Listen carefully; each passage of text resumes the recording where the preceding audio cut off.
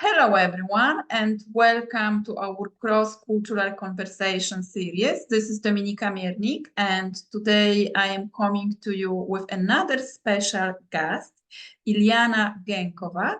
She is an atmospheric scientist with the U.S. National Weather Service. She has lived in 5 countries on 3 continents.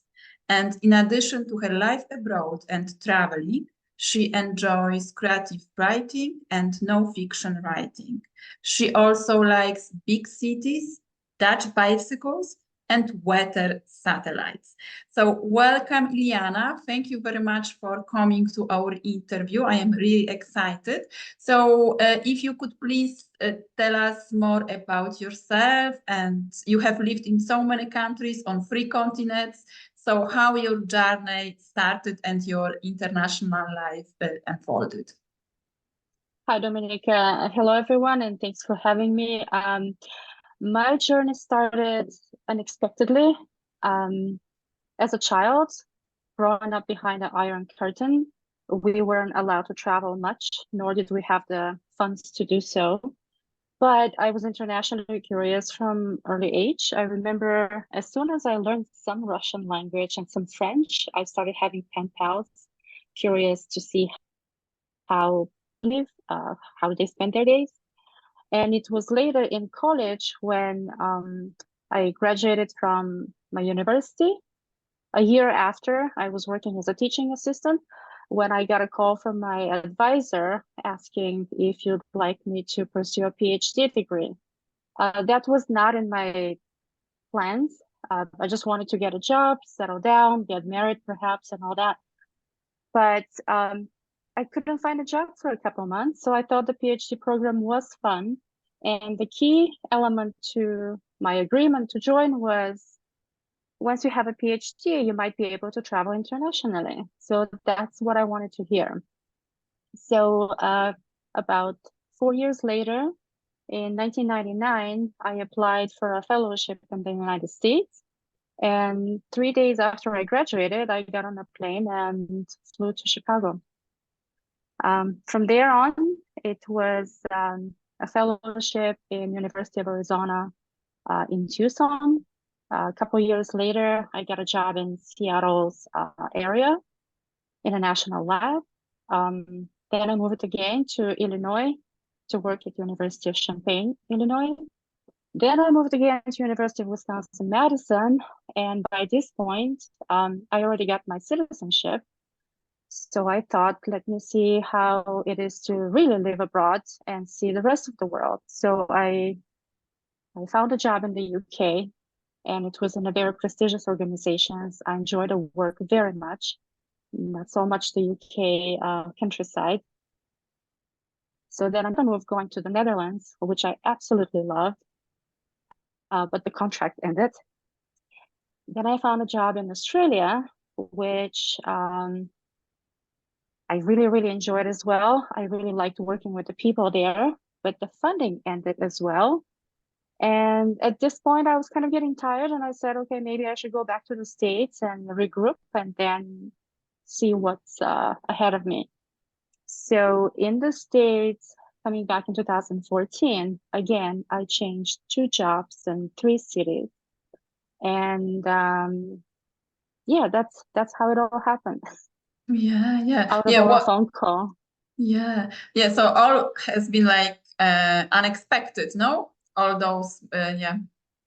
Right. Yeah, I moved 3 times to countries and places that I've never been before, and twice to places that I had seen before. Yeah. So there was a lot of curiosity and a lot of unknown, but it worked out okay. Yeah, because the topic of our conversation today is about leveraging your education for fulfilling life abroad. And you moved as a solo expat, not as an expat partner, as an expat student, let's say. So like what do you see, like based on your experience as a solo expat woman who's moving abroad to pursue her education and also career development? What are like the challenges, or what was your biggest challenge or hurdle, and how did you overcome it? Thanks for that question. I'll start with one mistake I made again and again is every time I moved with the attitude for good until I learned my lesson that there's nothing permanent about working. You may have a new boss that you don't quite like working with, or a project might end unexpectedly, or other things in life happen. You might have to move for a family member or partner. What I've learned is that you always have to keep your eyes open and stay prepared. Always keep in the back of your mind that unexpected changes are due and how you're going to prepare for them. Like I said, I moved to a couple of countries not knowing anything, and it works out fine. But I also moved to the UK where I didn't quite feel happy and fitting. I think my biggest challenge during all of those moves wasn't the professional aspect, but it was having romantic relationships. As you move to a new place, you probably know that many expats probably will agree. It takes a few months to just settle down.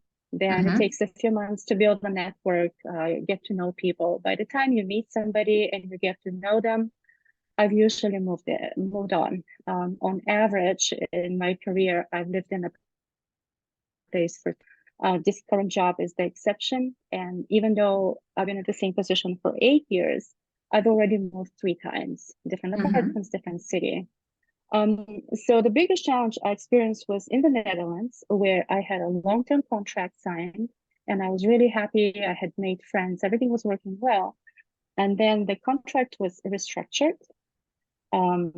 My partner at the time and I broke up, and my apartment was broken into twice, and all of that happened within 3 months.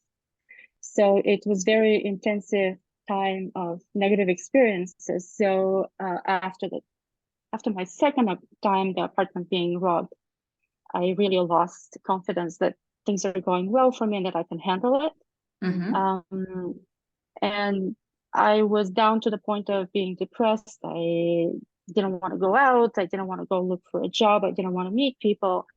It was really a dark time.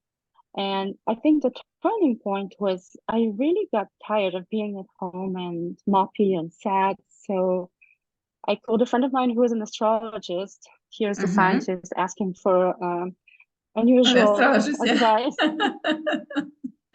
Yeah. She wasn't even a friend of mine, but it was a good acquaintance. So I said, can you check my star chart and see when is this going to end? Because I'm really fed up with it. She told me that she actually stopped doing astrology, but she did agree.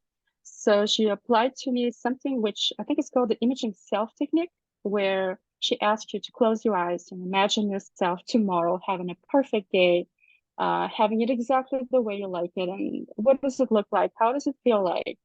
And that boosted my optimism to the point that the next day I said, I'm done with this. I'm going to start looking for a job and go out and meet my friends again. But it was a tough time. And even when I started poking out from under my rock, I was questioning myself a lot, my confidence, my experience, all the years that I've done well.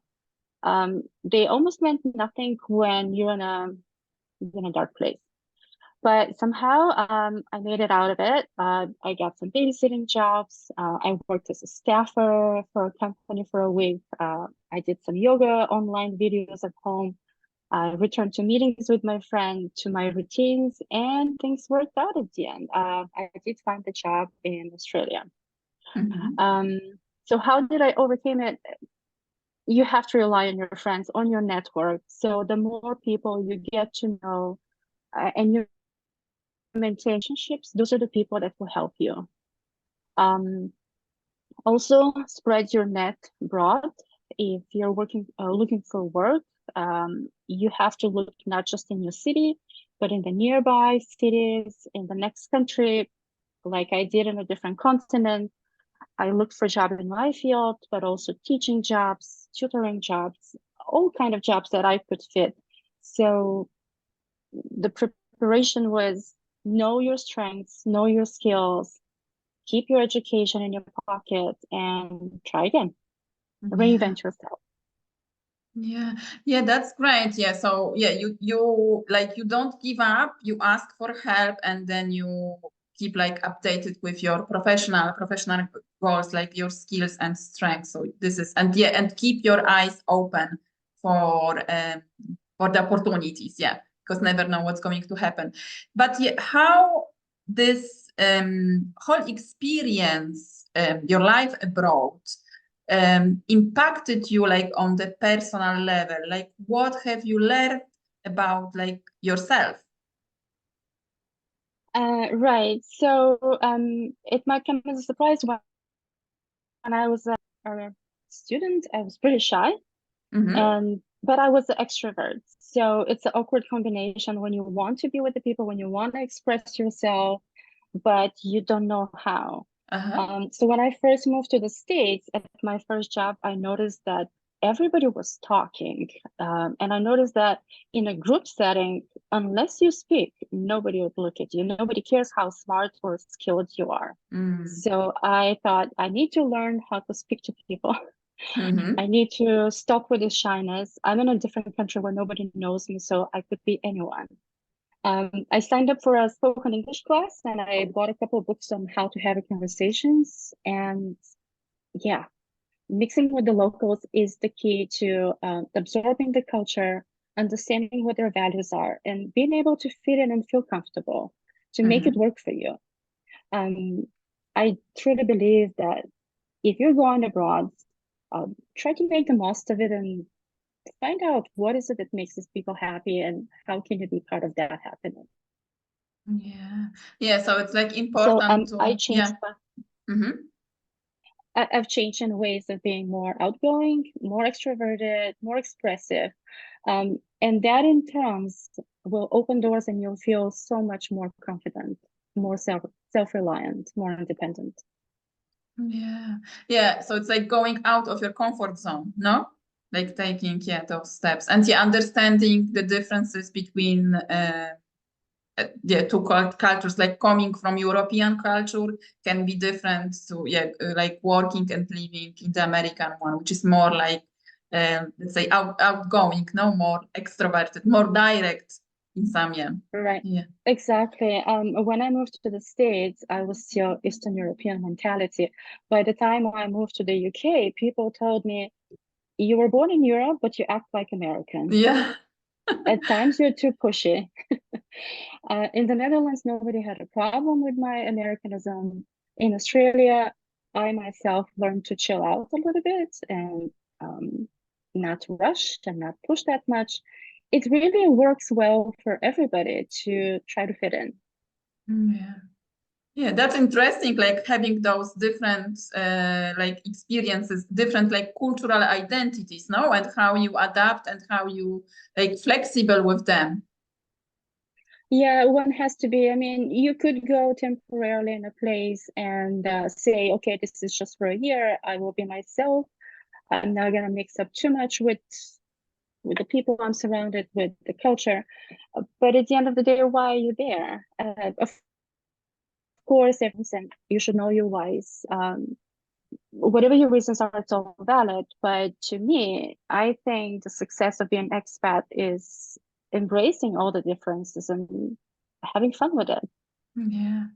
Yeah, so like, do you think that like expat life is for everyone? Like everyone can have this experience abroad, or like do we need to like develop some skills or some abilities to thrive abroad? Could everyone be an expat? Yes. Could everyone be happy as an expat? With some efforts? Yes. But if you tend to be curious, open-minded, a little bit adventurous, I say pack up your degree and go abroad and see what it's like. What is the worst that could happen? You may not like it and go to the next place. I never say going back because by the time you come back to where you started, the place has changed and you have changed. And when people talk about repatriation and the challenges of it, I say, look at your home country in a new way. Imagine it's a new country and treat it with curiosity. Um, as a educational expat, what I would call myself, get your PhD and go around the world. If you do have even a little bit of inclination to do research, a PhD never hurts. It's so easy to degree between countries. And perhaps in Europe, even master's degree is enough, but across the world, a PhD is a standard. The first step, decide where you want to go and go to accreditation agency, which will tell you what your degree translates as, so you know where you have the best chances. So knowing your strengths, identifying your skills, and finding the place where it's going to be most applicable. Yeah. So are there like any other like steps or your like advice to, let's say, education to future educational expat? I like this name, educational expat, who like wants to pursue this international life and using their education to have a fulfilling life abroad. Yeah. Anything else that you would advise? Yes, the first step would be, if you'd like to do a PhD or master's degree, or whatever graduate degree, network, not for the sake of the word, but make connections, be curious about people, stay in touch, even if you don't know much about a topic that is being discussed in a conference, let's say, you can connect to people on a human level, and that stays. I met some French scientists in a conference years ago in San Francisco. They were exhibiting an instrument. I had no idea what it does. After drinking beer, and we were planning a measurement campaign, which led to a workshop and publications. So be open to opportunities and look for them. Sitting in the office will not lead to many places, even though the internet is here. The personal contacts, be it video, being a note through LinkedIn or email, this is all great. So have a degree, network. Next one, I would say languages. I've been managing pretty well with English, which I had to learn, but I also learned Dutch when I was in the Netherlands, and I'm picking up some Spanish just in case. And you never know. To me, speaking the local language allows you to really connect with the people. They don't see you as an outsider anymore. And those connections are priceless when it comes to living abroad, being with your education or not, but network. Sorry.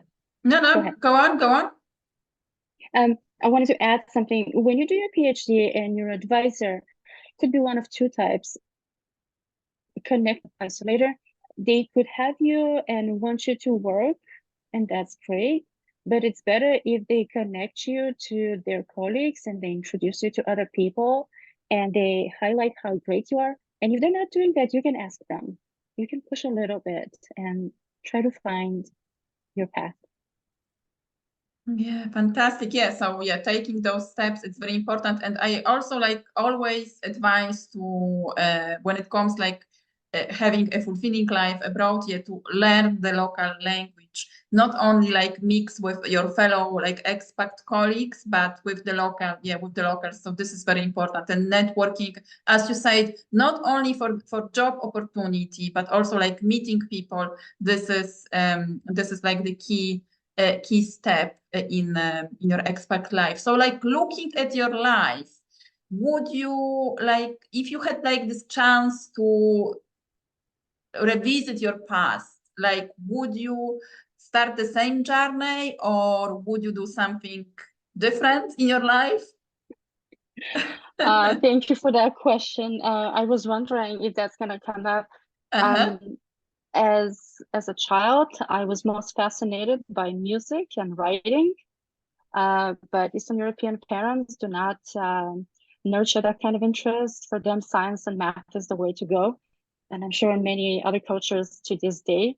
So if I have to do it all over again, yes, I will, but PhD would be in a different field.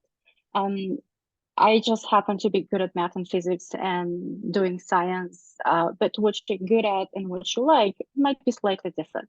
So when I go to a new place or a new job, I take the education, but I look for the people because at the end of the day, it's the good people you work with that brings joy to your work, to your everyday. So yes, I would do it again, perhaps in psychology or maybe sociology. Um, but yes, I would be a little bit more cautious of big promises. And I always do my background research before I apply for a job or interview. I would socially stalk the people on the committee. I just need to know what you're getting yourself into because it is your life. Yeah, this is important, like to research, research the company or the people that you are connecting with. Yeah, thank you very much, Iliana, for sharing your experience with us. So if people like want to ask you additional questions about your journey, or they have questions about how to be an educational expat or a PhD student and like develop their career, how they can like connect with you, how they can get touch with you. I think the best way would be to find me on LinkedIn. I'm there just like your screen.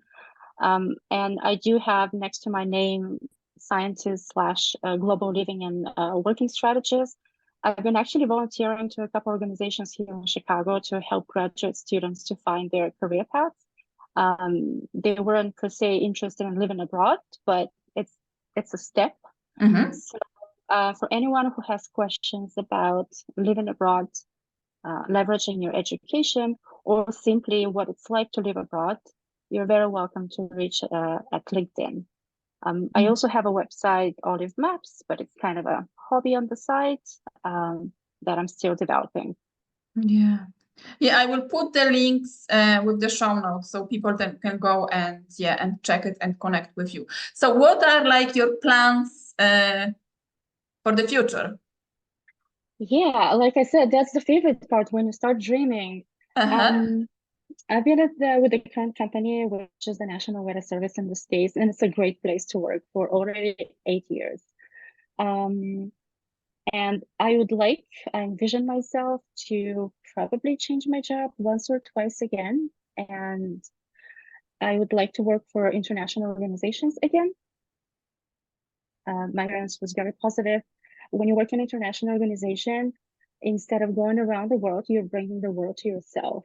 So as we progress age-wise, I think such experience would be very enjoyable.